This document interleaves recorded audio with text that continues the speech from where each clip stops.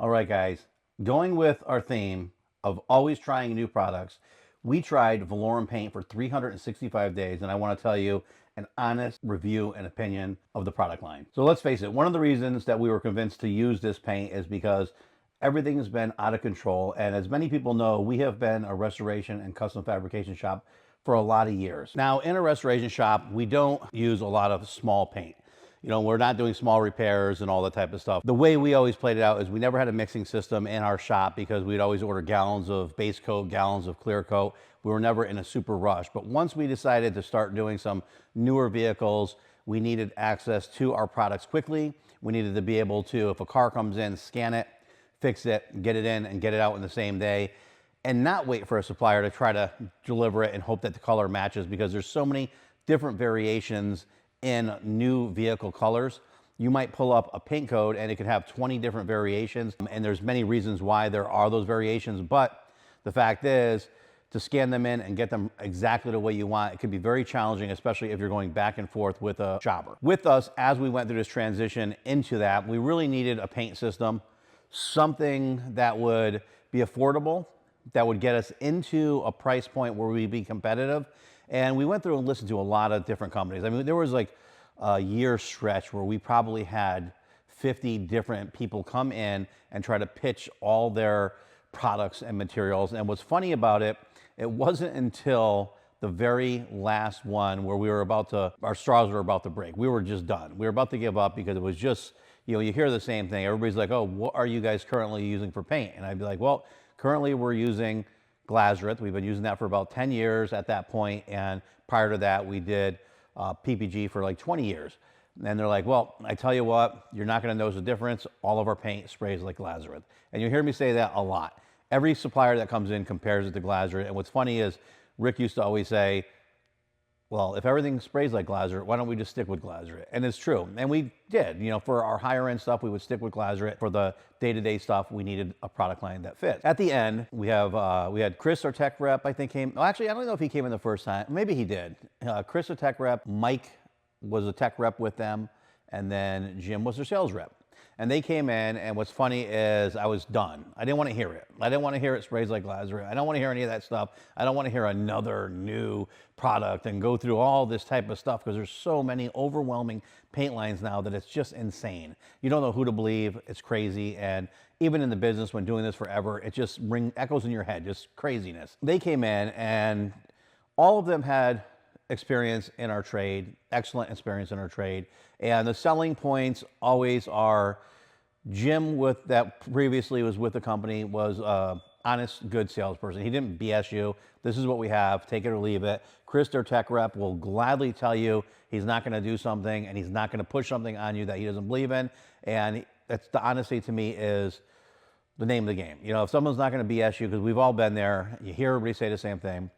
But they kept saying apples for apples, this paint line was good. And honestly, when Mike was with them and he came in and he had worked at Ken Diggett, that was a big selling point, saying that the paint was the exact same stuff they sprayed there, da da da da da. And of course, you're like, in your mind, you're like, bullshit, this isn't real. But, you know, they were all pretty much on the same page. So we went with them. No regrets at all. They came in, they treated us very well. I know Jim and Mike are no longer with the company. Chris is still with the company, and they always did what they said. They always stood behind it. They were great people to work with, and I have zero qualms about that. So their selling point, their honesty, is what got us locked in with trying the Valorem, with all these other paint lines. So the Valorem came in, and it was a challenge, just like any other thing. And I'll tell this to everybody, because I've been through it before, is you get set up with any paint system, even if it's the wrong paint system, it's a system, and you're used to it, and you get your routine, and you get a flow, and you get things going. Every paint system is similar but different. So I was worried, because the Valorem is Akzo Nobel. It's supposed to be a spin-off of their, I believe, their Autobase Pro or their Sickens line. And I will say that one of the first paint lines I went to use when I was 16 years old was Sickens. And I had a nightmare of a time. I remember if we would jam a car and then come out and spray the outside of it, the paint would lift all the way around those edges, and it was just impossible. Looking back, it was probably my fault. Because I've found through the years that if you follow the procedures and do it properly, you don't have a problem.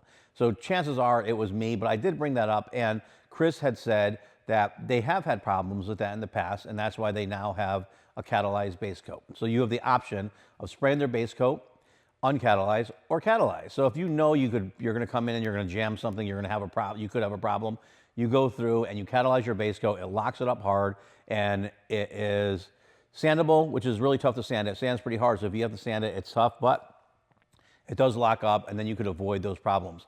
I will say we have went through every possible scenario with catalyzed and without the uncatalyzed base coat, and have, I would say, virtually zero problems. Anytime we had an issue, it was either it was too cold or we did something different, because we don't have a climate controlled booth or any of that stuff.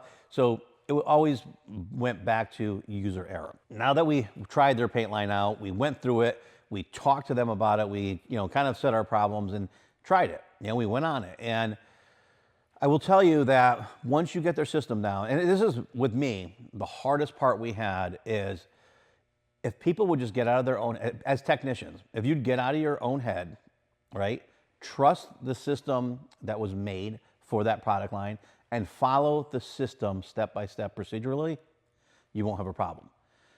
Our problem is when you hire people, they always think they're smarter than the product line. They always want to mix match. They don't pay attention. Put this catalyst in this because, all paint lines can sometimes look very similar.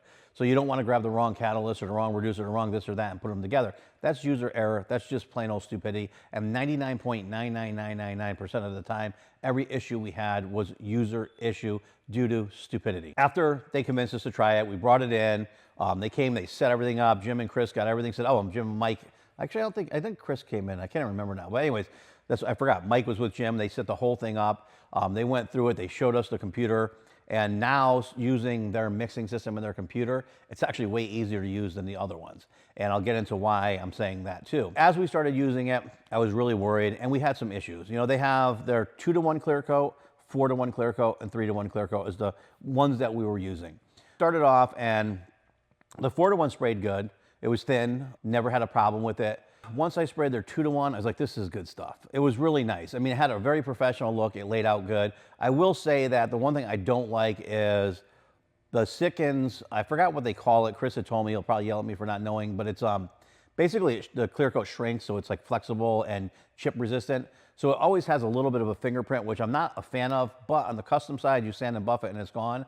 So that's fine. And on a used car, new car thing, no one ever looks that detailed with a magnifying glass or into the reflection of the lights to see that it has a different fingerprint to it. It's just something that has always bothered me. We started to use their 2-to-1 clear coat quite a bit. The problem is the 2-to-1 clear coat, even though it's a great, incredible bang for your buck, when you're coming to pre-owned vehicles, you can't be competitive in the market using those clear coats. You have to drop down to the lower price ones. And I'll say lower price, but I'm not gonna say lower quality, because their 3-to-1 and their 4-to-1 have been a great product. I sprayed a lot of things with those things. We actually, for used vehicles, we were spraying predominantly the 3-to-1 for speed clear, in and out, get it out. I will tell you that I always was challenged with it because working in a non-climate controlled booth, when you spray the 3-to-1 clear coat, you have to put it on so wet that it's almost ready to run because it always shrinks a little when it dries. I could be overthinking things like I always do, but I like when you put something on, it kind of stays how it is. And that's how the 2-to-1 is. And even the 4-to-1 is similar. You're also taking a product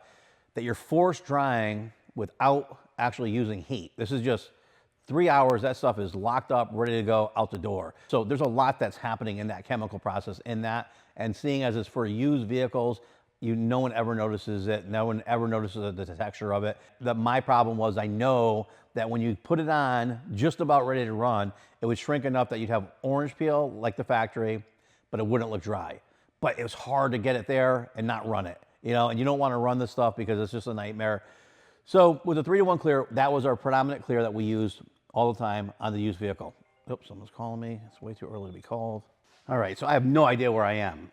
That's the hard part about doing these videos and getting interruptions during the day. It's also the hard part about when you're trying to work, having people come in there today stop you from working when you are small. It's only a couple of us here. It's just me and Lewis, and that's it. And we're trying to keep it slim, do good work, and not worry about all the other chaos. So when you do have chaos, it distracts you like it just distracted me. We're back to the Valorem. And so basically after we went through with the base coat and all that stuff and had a great response, we tried their clear coats. Like I said, the 3-to-1 clear coat was kind of our go-to for the used dealer stuff. And up until recently, I really enjoyed the clear coat. I did find a clear coat that's a better bang for the buck, that has a nicer shine and lays out better. But the problem is none of these products, you know how long they're gonna last because it's new to us.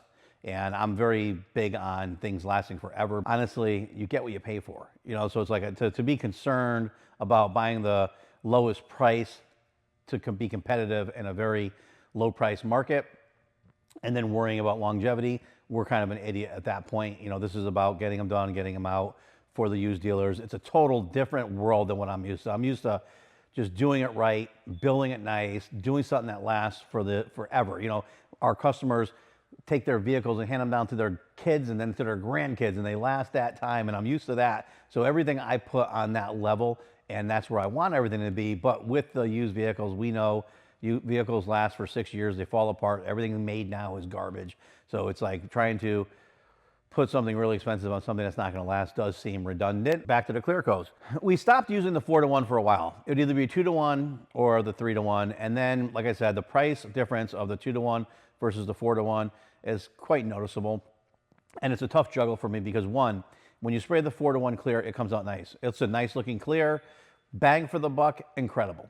Totally incredible. You could clear coat that, and that's the one thing that our tech rep always says is clear coat's clear coat. You put it on right, it's right. And for the most part, it is true. If you lay it out like glass, it looks good, and you can put clear coat next to clear coat, next to clear coat, next to clear coat, and it's hard to tell the difference, even from, you know, expensive ones to cheap ones. What you usually run into is the higher price ones. You could do stuff like a little more build, better UV protection, things like that, better chip resistance, all that type of jazz, adhesion. The 4-to-1, we don't really know. Even their 2-to-1, I'm not sure because I haven't sprayed Sikkens for a long time or Valorem. And I'm not, you know, you have enough experience to say, yes, 10 years ago, we sprayed their 2-to-1 clear coat and look at it today. So I don't have that. What I do have is the fact that their 4-to-1 lays out good, and I actually started using it again because what's happening is you get cheap vehicles and you get expensive vehicles. They're easy. You go to the cheapest, you go to the most expensive. The ones in the middle are tough because sometimes you'll have a customer that's a good customer that's going through a hard time and needs a deal. And these days, there's no profit margins where you could give someone a deal and walk away happy. You have to work with them. So then you get, where do you go for those guys? The ones that you know are going to keep this vehicle for probably longer than they should. Your reputation's on it and you want it to look good. So it's a tough juggle. I'm not going to put the 3-to-1 on it because it's going to shrink and I don't think it's going to look proper. So you put the 4-to-1 on it and it looks great. But again, I don't know how long it lasts. I don't know the UV protection, which when I'm doing this video, I probably should have Googled that and looked it up and said that. I'm just going from our experience and what we're doing. Again, they're 2-to-1, phenomenal. That clear coat lays out good. To the point where we had one of our really good customers come in. God rest his soul, he just passed away, very sad. He's been a customer since I was 19 years old. And he came in and he had an issue and it was very funny because he told me, he's like, Eddie, he goes, you've been doing my seats and upholstery forever. And he goes, but I always did my paint and body and fabrication and mechanical myself. And if you tell anybody you painted this, I'm going to kill you because it's embarrassing for him. He was an old school chopper builder, custom car builder.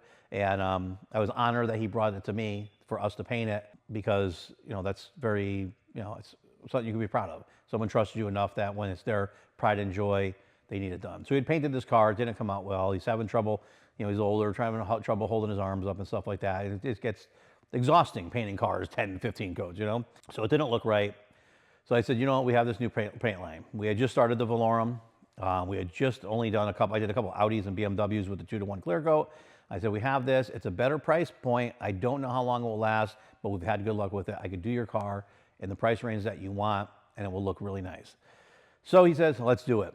So we got the car prepped. We did put he wanted us to reuse his existing base coat, but we couldn't because it was kind of blotchy. So we ended up taking some of his base coat, thinning it out, getting a nice even cover across the whole car, and then putting the Valorem 2-to-1 clear. And I will tell you that that car came out very nice. We did lightly sand and buff it, nothing crazy. It really wasn't in the budget, but it looked very nice for what it was, and price point was very good. And to this day, it still looks just as good. And it's only been, since then, it's been about 2 years. You know, this video is titled, we used Valorem for 365 days, which we did, but it's been a while, so I figured now let's update it now that we have a little longevity into using the product line. So we did it. It looked beautiful, really beautiful, to the point where we've used it on a lot of hot rods and custom vehicles at this point, and I'm very proud of how it looks. So an honest review of the Valorem product line would be that, yes, we've had zero problems with it. Those are the issues that we had. Oh, and let me dive back into a little bit of the issues. So the issues we had with the 2-to-1 clear coat, I'll have to say, and this is not a knock on the product line, because every brand has different issues, and what we do is we push it to the limit. So when we're doing custom and restoration work, we might have to put 5 or 6 coats on, sand and buff it, or put 4 coats on, sand it, flow coat it, and blah, blah, blah, blah, blah. There's procedures. So PPG, we always used to put 3 or 4 coats on, dryish, not dry, but just enough that you're gonna cover it good, a little bit of orange peel, no runs. Then you would block sand that thing right out, 800,000, and then we do what you call a flow coat, where you put the flow coat on it. If you're good, you have the perfect environment, and you flow coat it, that's taking the clear coat, over reducing it by 10%, say, and you spray that on, and you could do it without any dust or debris in there, and you don't wet sand and buff it, you will have a glass-like finish with the reflection that you would be shocked, because as soon as you cut and buff something, you take off this top layer of the clear coat, which basically is the glamour part of it.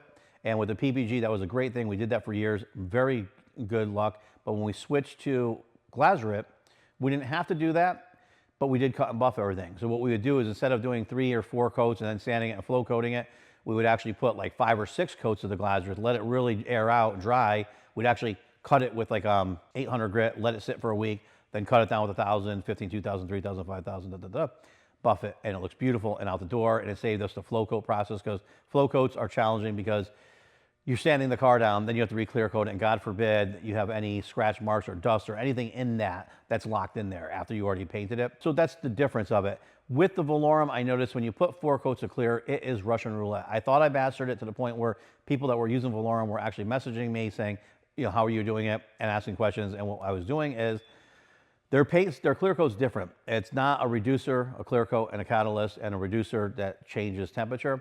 It's a hardener, and then 2 clear coats, a fast and a slow, and you concoct them together to make your speed. For me, that was challenging, still is. But what I would do is, every time I would paint, I would retard the next layer a little bit so it would air out a little bit longer, and keep doing that and letting it air out. And then had quite a few cars where we had 0 solvent popping in it, which was awesome. But then all of a sudden it happened. So could it be non-climate controlled booth? Probably. Could it be I put it down too wet, different, because I'm not a robot? Possibly. But everybody I know that uses that 2-to-1 has had issues with solvent popping at some point, and we were told that, like, Kindig has special catalysts they use to change it, to make it different, or whatever it is. We don't have that. We don't know that. We don't have chemists on hand right here to do that. So it's kind of a challenge. So I'm thinking the best bet would be more like the PPG, where you put 3 coats on that, wet sand it, and maybe put 2 or 3 more coats on it. I wouldn't say flow coats, but I would say additional coats, and then sand and buff that so you have an extra stage. That's kind of our gist of the Valorem from A to B. Using their base coats was different, because just like we used Diamond and Glazerite base coats, they spray out really good. They cover really good. They're metallics. Everything's really good. They have a nice dry, when they dry, they're like a flatter look, so you could tell everything's dry and it looks nice. So switching over to one that's a little bit thicker, a little bit shinier, it was weird.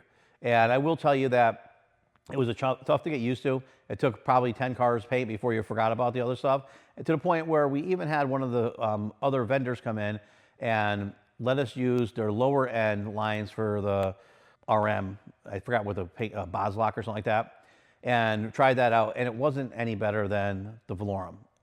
Compared apples to apples, I liked the Valorem a lot better. The computer system was way easier to use for the Valorem than it was for they used for the Glazerite, the line of paints and diamonds and RMs and all that stuff there. So hopefully this helps a little bit. If you have any questions, please ask. I know this video got rambled on because I have to be at a doctor's appointment immediately because that bike fell on me. If you watch our motorcycle channel, one of the motorcycle kickstands fell down and ripped my knee apart. So I'm going to the doctor right now, and then hopefully this video is good enough that I can air it, but I will talk to you later. Thanks. Oh, please remember, like, share, subscribe, follow, ring the bell, ask a lot of questions about the Valorem paint, because I know I didn't cover everything, and then we could do like a next video, cover a little bit more, or I could just answer your questions in the description.